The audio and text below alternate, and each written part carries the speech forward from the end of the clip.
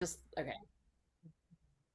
So, in all this preamble to what we're going to talk about today and all the circles we went through, I think what has been coming up for a lot of us with our clients is this idea of sort of the blame game or somebody being the actual problem, which in our world is called the identified patient.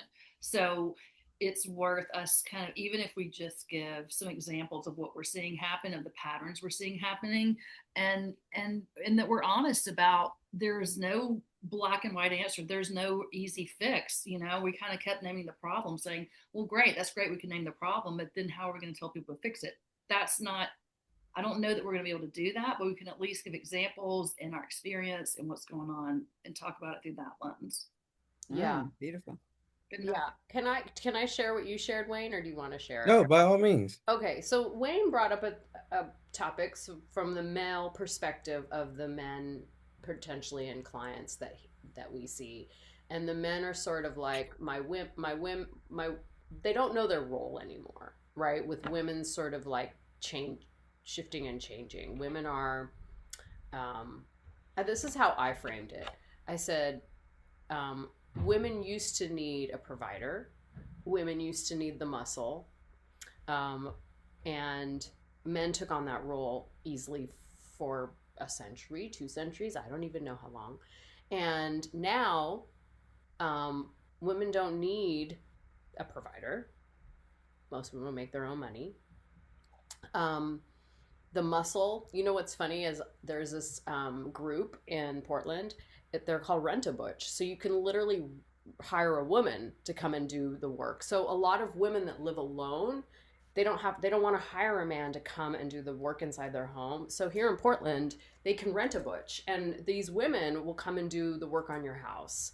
Um, and it's, women that live alone feel a lot safer. So we're in a time where we don't even need men for their muscle, right? You could rent a butch, or many women like Kelly Jones do their own roofing and building and things like that. I wish I was like that, but I also have lots of female friends that do that. I'm a little bit envious, but it's just not something But that you I. also built your whole ass business, Mo. Yeah, So but I have a different kind. Like different I'm kind, more yeah. cerebral than I am like physical, I guess. Mm. But that's sort of like piggybacking on this idea that, so what do women want from their partners now? And I think what women want aren't equal. And the question became like, for men, like, what does that mean? How do they become an equal? Because the roles used to be so clearly defined, and now the roles are not so clearly defined. Is that a good way of saying it, Wayne? That's a great way of saying it. Yeah, and I think that, yeah, and without men really understanding their roles, it's going to be a struggle. Like it is a struggle, you Yeah, know. Like, yeah, yeah, how do I fit in? Like if we're not having these traditional roles, like what is my role? yeah. And then from there, we brought that into the therapy room because I see this, Kelly sees it, Melissa sees it, we see it all in the therapy room as well. But what I often see is the women are so frustrated by the time they come to therapy, they're like, hands are crossed, I don't want to deal with him, fix him. And so then we've got what we have on our hands is what we call the identified patient. The blame is all being put on the guy, and the pressure is all on the guy to change, to be fixed, to quote catch up, right? And I'm struggling with that, and I think this is partially why I'm like kind of getting frustrated with this like traditional therapy model, because I can't work in a situation where I'm being asked to hold the identified patient. Like I'm sort of colluding with this blame game, for lack of a better Yeah. term. No, I like that, but and I do want Wayne to sort of interject what some of his male clients are saying. We were asking, you were saying how they were sort of this idea that, hey, everything's been okay, like why do I have to be a different man, kind of thing. Yeah, right. And from what like I guess what I'm an example of what I'm saying is like is if like if a person the woman identifying in a relationship is agreeing to things as the years go on and showing up and then eventually comes to this point to where she may feel like, hey, look, that's not, I don't like that. Yeah, I don't really want to do that. So it could almost feel like a betrayal almost, right? Or it could feel like what do you mean you don't like this? Like you've been liking it, we've been doing this. Like what are you talking about? And she may be like, yeah, I haven't liked it for a while. And so it's almost like, well, I tell my clients like this is why it's so important that you speak up when you feel it. Right. So no one doesn't feel like it's like they're being ambushed or it's just coming out of nowhere. Like you're speaking up about it. So yeah, it can almost feel like that. And so what's happening is that it's like, well, why can't you just be like you were? Why can't you just be the same? I've even said that within this relationship years ago. And even to something Kelly had said about like I almost felt like it wasn't our problem, it was a her problem. And I realized, and she would say all the time, like, no, it's us. And I'm like, how is it us? Like, and it took me some time once I realized, like, oh wow, it is us because I'm still showing up in the way that I'm showing up. And yeah, all of that. Yeah. Yeah, can I speak to that point just a little bit? Hmm. It's something that I don't only talk to my couples clients about this. I talk to my individual clients. I'm like, listen, at this point, if you've been married or together or dating or whatever, if you've been involved with someone for a long enough time, or even maybe a short amount of time, whatever problems they've brought to the table are affecting the way that you two engage each other. So therefore, it's affected how you created a relationship, and it's affecting the way you are today, however short or long that time is. And so, yes, there may be a specific thing that one person brought to the table, but if we're in therapy trying to deal with it, it is an us, a y'all, a collective, a whatever. And I think it's that's what we're talking about when Mo's saying of the blame game or the identified patient. We kind of collude in separating it out when really, if what they're wanting to do is work on the relationship and the way that they engage with each other, then that's what we need to be dealing with. And if they need to be doing some other personal work, fine, great, whatever. But that's, that's where it gets complicated. Yeah, it's making some. One of you just said something. I can't remember if it was Kelly or Wayne, about it's her problem. I really liked that. Like, if they're coming in and blaming, then it's not the person on the receiving end of the blame. It's the person doing the blame that has the problem. I think that's a really um, good reminder. Yeah.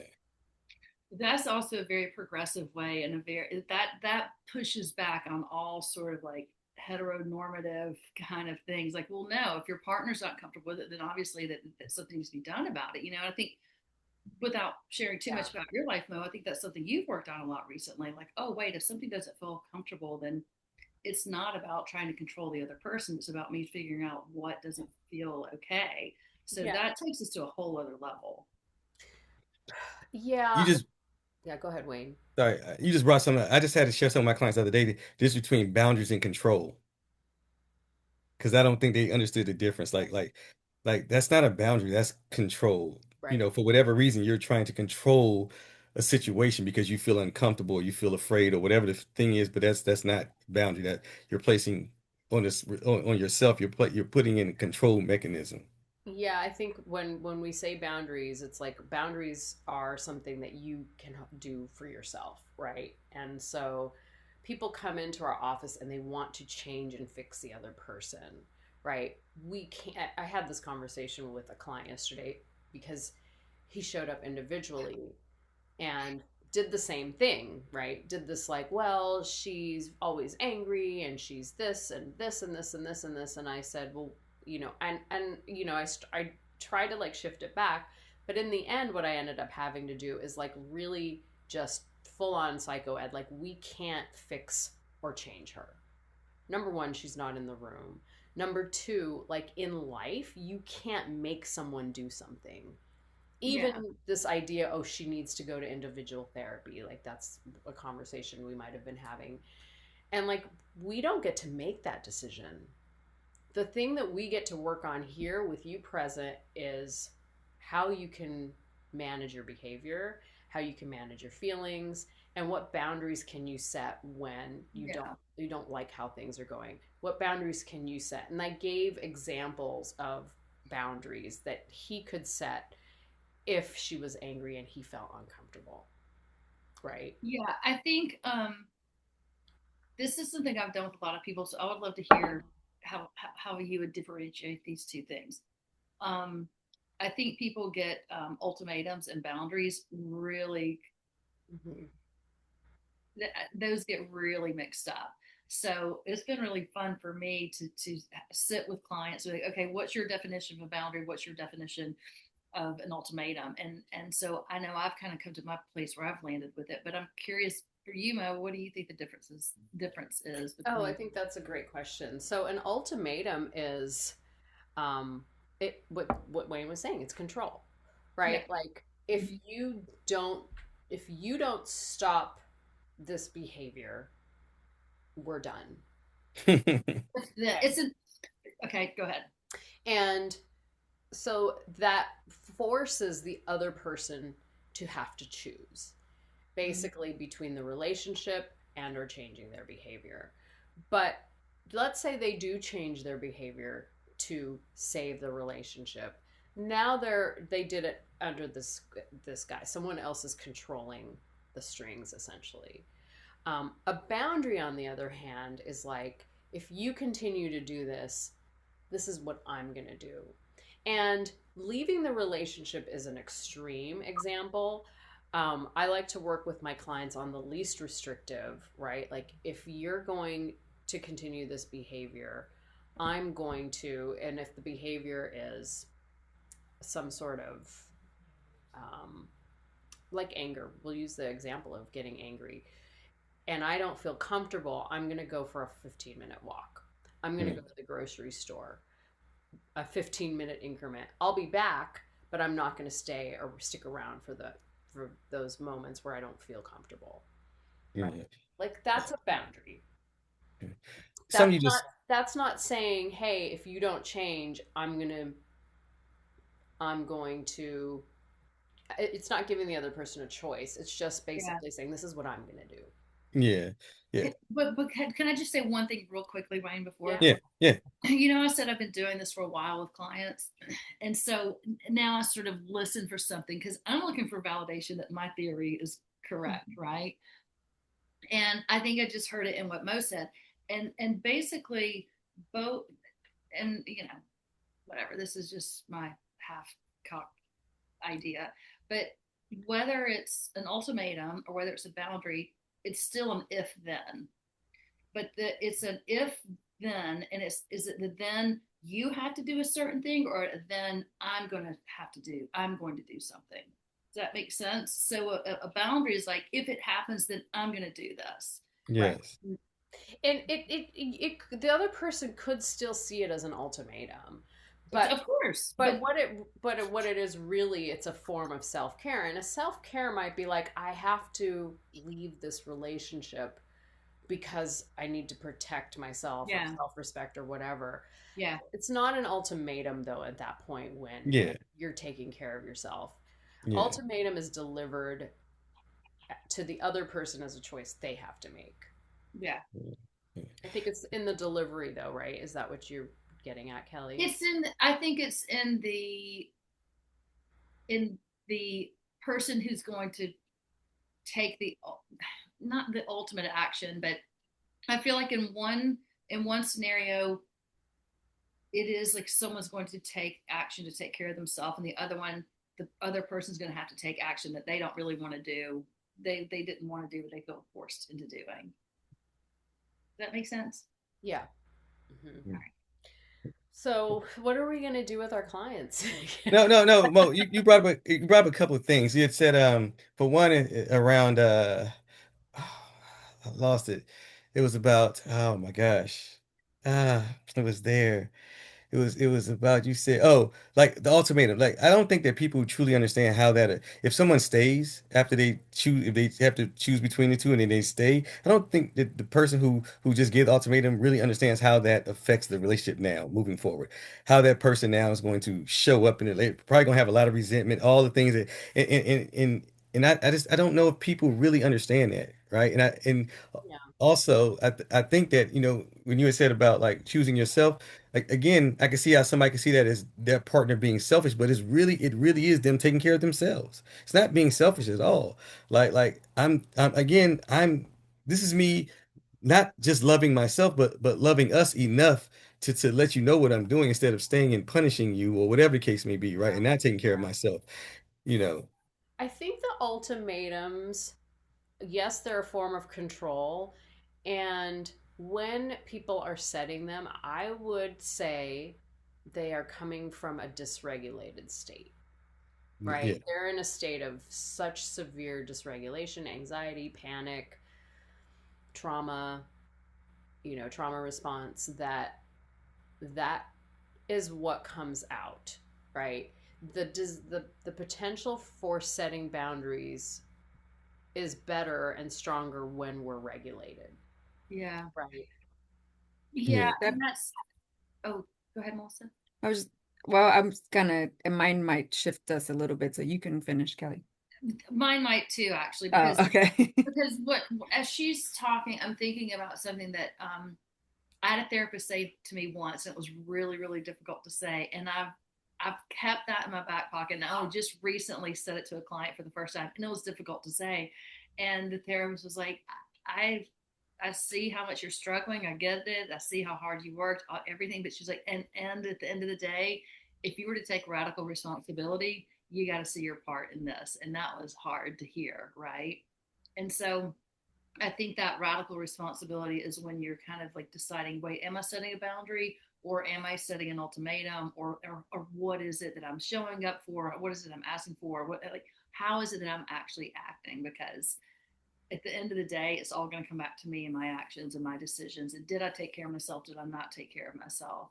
With that radical responsibility, but maybe that changes I subjects. love that. I love radical responsibility. Oh my gosh, it was in a bad spot, and it was hard to hear. And she knew, so she delivered it well, but I mean, it landed. It was one of those I think moments. that's what happens is like the person that's doing the blaming is also dysregulating and they're not seeing their role in it, That right? was where I was. And so my Yeah. therapist called me out on it.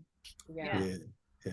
Yeah. It's You good. got yours because Yeah, I do. yeah. I mean, well, Mo and Kelly pretty much did it, Oh, but it's okay. No, it's fine. It's great. It's because that's exactly where I was gonna go. I was gonna say, I think we just pulled a melly. I named the thing that we do, Kelly.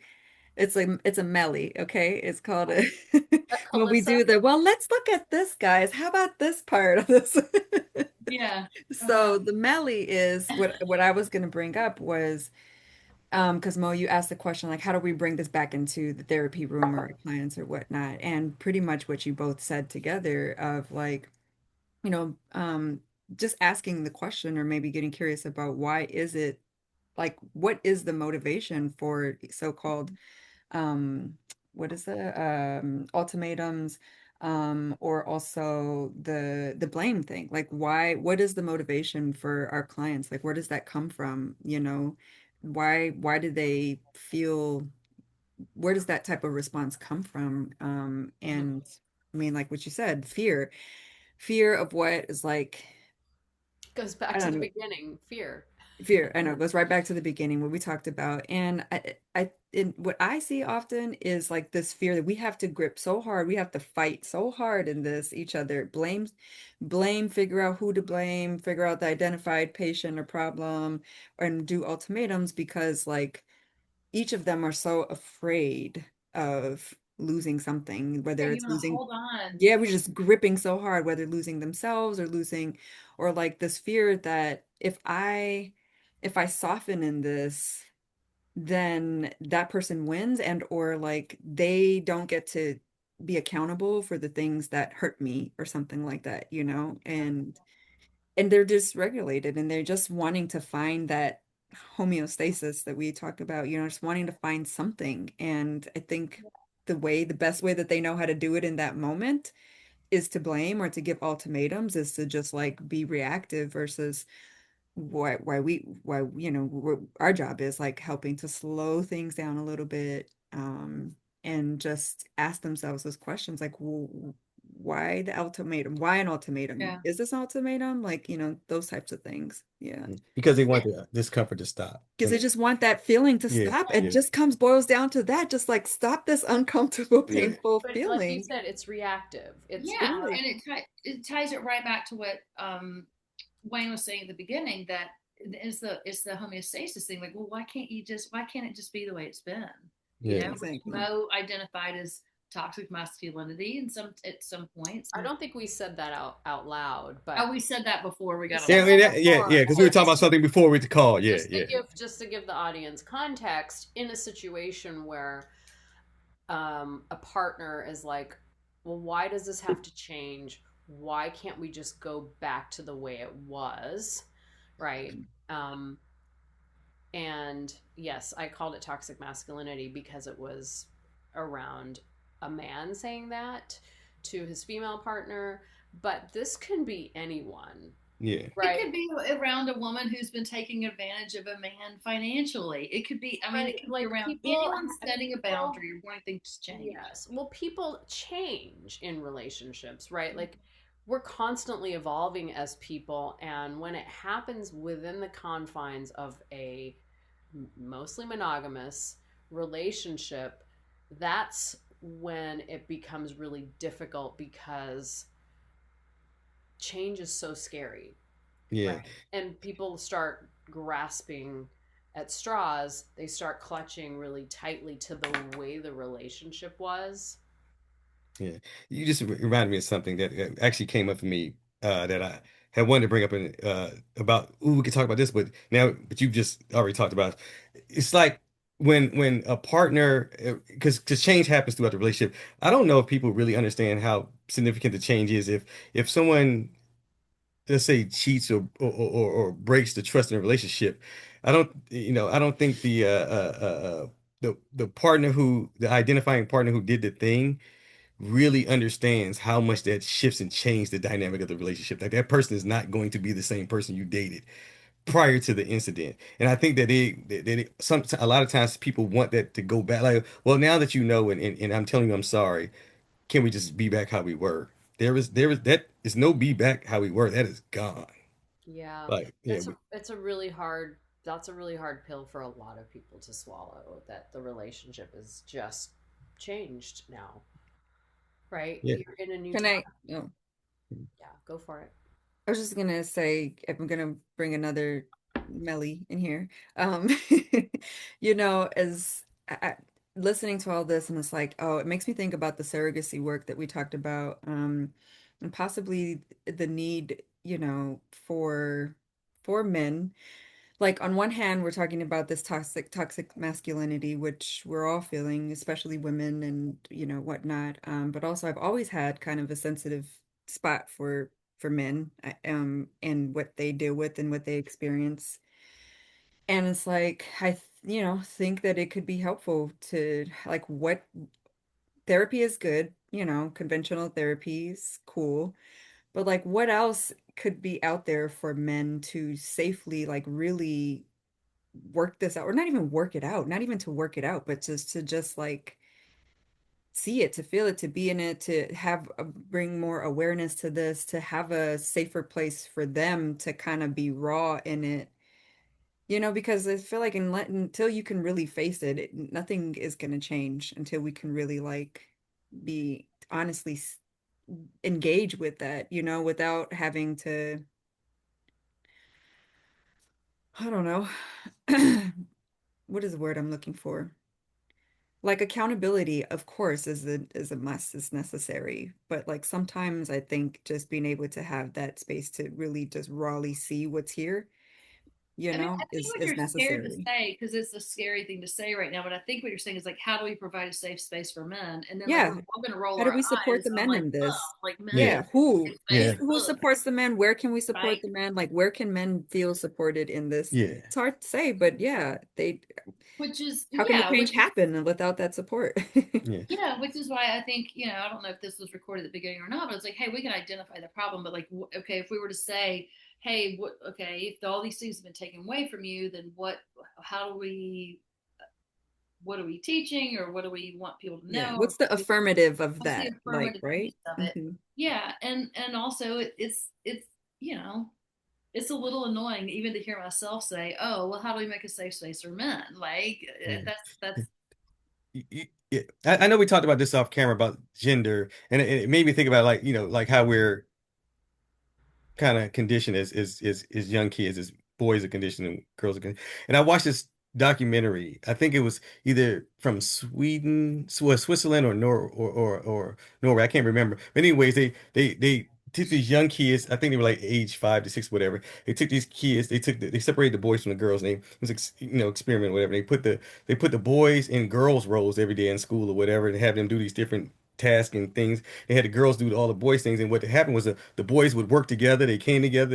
They would do all these things together and really help each other out and compliment each other. And the girls were fighting, right? They were in competition with one another. They were competitive. So it does make me think. It makes me go back to this, like how we are raised from a young age. Kind of puts us in these roles of expectation and kind of identifying roles already before we even get to choose. And I think it's somewhat could be somewhat hurtful to us to an extent. Yeah. I don't want to forget this. I just want to be clear that when I say how do we support men, I'm not implying that women should be doing that, you no, know. but So we are as therapists, we are in a role where yeah.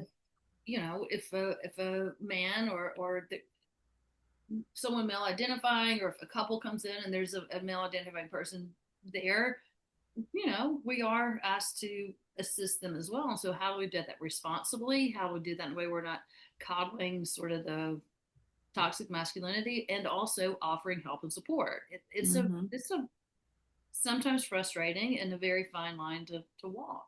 Yeah, Mm. it is. Which makes me think about, I mean, this was also off recording when we were talking about, what men, what do Wayne and raising boys or whatever, and like, that's a path, that's a potential path. I don't know, like other men, supporting other men in having these conversations and Running for president. Mm. Yeah, and I was about to say that. So funny you say I said, but yeah, but then you, Running for president. Are yeah, you glad I said that? Maybe yeah, we yeah, should start a men's group that right, Wayne leads. yeah. Help Because them become to help them understand what their new role is in the shifting climate. I love it. I actually, I really love that. And I was going to say, especially with just the state of the world outside of the bubble, like when you look at the president, and how he shows up, it almost kind of like reinforce like, oh yeah, see, I can be like that. It's okay to be like that. It's okay to show up like that. And it's like, no, it's not. Like, yeah, we're like we talked about before, Mo. The shift has already happened. We're in it. Like it's now you have to figure out how you're gonna show up in the shift. Like you could either keep Yeah. trying to push the narrative that's not working for you, and now as you see more women are walking away from relationships, you have to wonder why. Like it's another social experiment. They asked women, "Would you want to live in a world full of women?" And 9 times out of 10, the women said yes. They asked men, "You want to live in a world full of men?" Men like, "Hell no." So then we are the problem. Like, why don't we want to live in a world full of men? Like, if women can live in a world full of women, why would we not want to? So what is our issue? What is the problem? Like that in itself, it says a lot. Well, and that's the thing that I keep coming up against. It's like I don't want to make the man the identified patient because that goes against how I believe and want to do work as a couples therapist. Right. However, right, like I also don't want to fall into this trap of like not taking sides when there might clearly be a problem, right? Like that's the Yeah. old school way of doing therapy of like, oh, we're just going to like be neutral and not take sides. Like that way of therapy is bullshit. right? Yeah. Like we can't collude with that form of Yeah. like, you know, toxic therapy, Yes. we'll call it, Yeah. you know, where we're like, well, we're not going to take sides, and so, you know, what is your role in this too as a woman? When as a woman, they have so many reasons, you know, from the macro, you know, starting with oppression, to be upset, right? To Yeah. be, you know, like rightfully angry. So, Yeah, I saw this thing. It's a what do social we media do? thing. It's a social media thing that goes around a lot. They talk about how, like, yeah, if you think about it, women don't want to be married because they're the ones who leave in the marriage. Women are filing for divorce at this high rate. And I'm thinking, like, if we can see that, we got to ask why. Why? Where's the why to that? Why are women filing for divorce at a high rate? What's happening to where they decide that, you know what? Yeah, I don't want this anymore. Yeah, I mean, I think it's actually, true. this is probably another talk for another time. I don't even know if it's for this podcast, but I think it's very easy to see like the lineage of how that happened. Like, when I was born, the year I was born, women finally were able to have a credit card. Just a few years before that. It's funny. The person that I'm here doing this work with last night, almost kiddingly, but we were sort of looking at this and watching her family, and we're in a pretty old school part of the country, and we saw sort of the difference in how the women and the men engage in family and the decisions, even though some of the women have much more power, much more money. They're the older ones, but they're still deferring to sort of the younger men. And my friend was like, without being rude, I must see men as a toy at this part. At this point, I don't. I can do anything I need. I can get without them. If I want it, that's a great toy that I can have. And not that a person is a toy, but this idea that my life, I get to choose whatever I want in it. Should I choose a man to be in it? Great, wonderful, and I think that can be healthy, happy, and beautiful. But Yeah. at this point, because we've progressed so much as far as like voting rights, being able to own property, being able to have a bank account, all these things. Like at this point, that's just that's They lose that's an equity. accessory. Should you want it, get it. If you don't. I Yeah. don't mean to belittle men. Yeah, I think that's the reality, and that's the truth. And like what you're talking about, to bring it back to Wayne's, you know, situation with the couple or with the clients, where one partner is changing, and we've said this on this podcast before, women are waking up in Yeah. droves, right? To this idea that they don't need to be putting up with this. Like, it is not required for women to be married anymore to get a credit card. That happened 50 years ago, 50 plus years ago.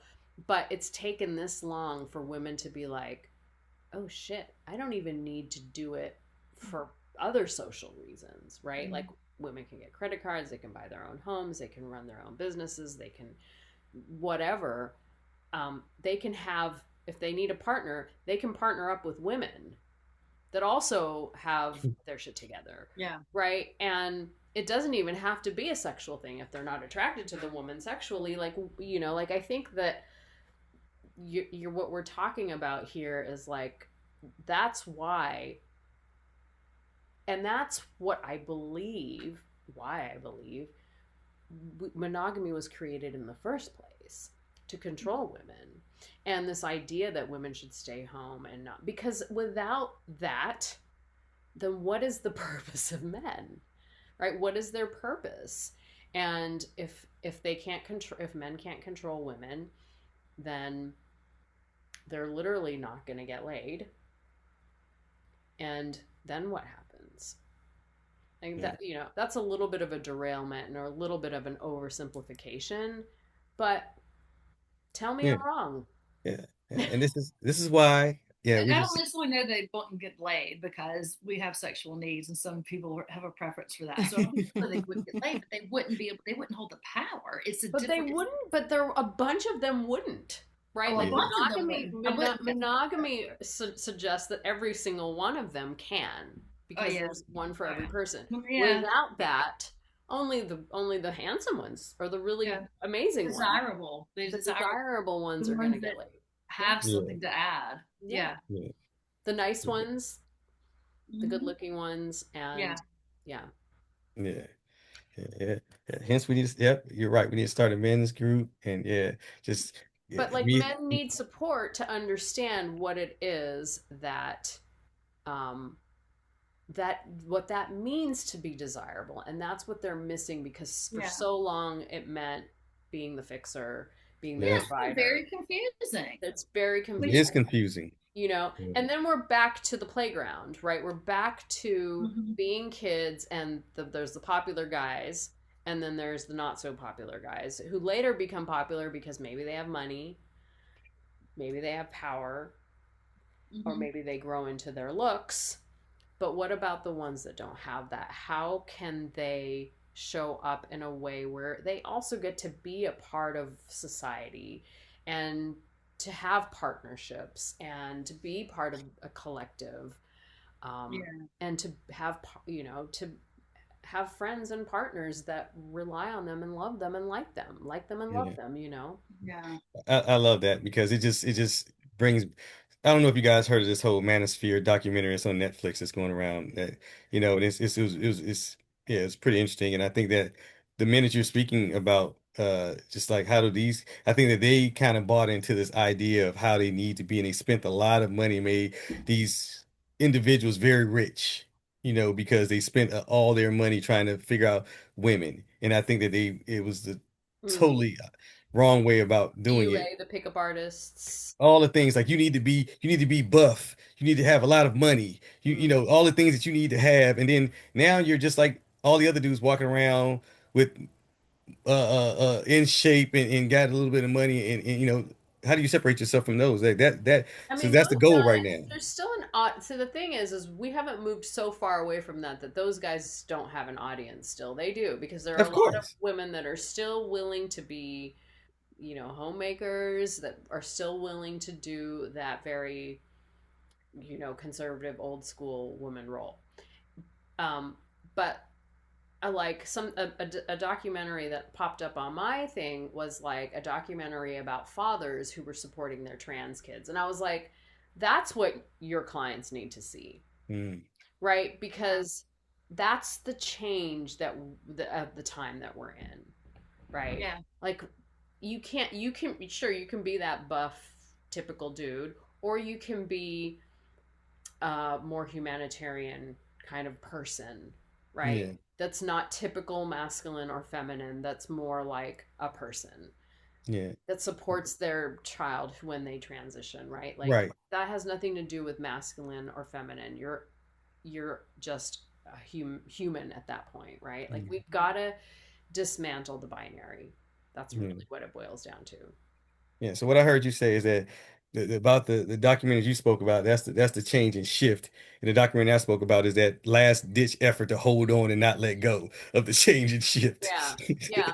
Well, this does become a bigger conversation about gender. Our society looks at masculine as a male gendered thing and feminine as a woman thing, but feminine and masculine do not belong to any gender, right? Yeah. We're all feminine and masculine, right? So we have to dismantle that binary of men and women needing to be masculine or feminine to move this needle. Men have Yeah, to get out of what they think it means to be a man, and strive to be human. yeah. I love that. Strive to be human. I love that. That's a great ending. Yeah. I love that. I have a bazillion more things I can say, but I won't. We want to hear them, Kelly. We want to hear. Well, I'm out here looking at like an Amish farm and like learning, not learning for the first time, but like they won't educate the females past eighth grade if Ooh. not legally mandated by a state, and then they have no control. They can't leave their husband. They can't leave the farm. They aren't educated. They can't like there is none of it. So it's just it's the whole control piece. Yeah. We can look at so many different, we can look at religion same way. Like so Oh, many oh, pieces are oh, so religion. controlling, patriarchal. Like we know this. The system is I know. here. Yeah. I think that I'm in a different Mhm. that I'm like, but this phase. Yeah. And I do have to go. I love y'all dearly. Are you getting back to the barn? No, I come to town to get on the line to see my clients, and then Oh, in the mornings, I'm a farmer by day, therapist by night. I love that. It's 4 p.m. here, so Okay. time to put my therapy hat on. Okay. All right, y'all. Well, good to see everyone, and Bye. we'll see you soon. All All right. right. Bye. Bye, Kelly. Bye. Mo,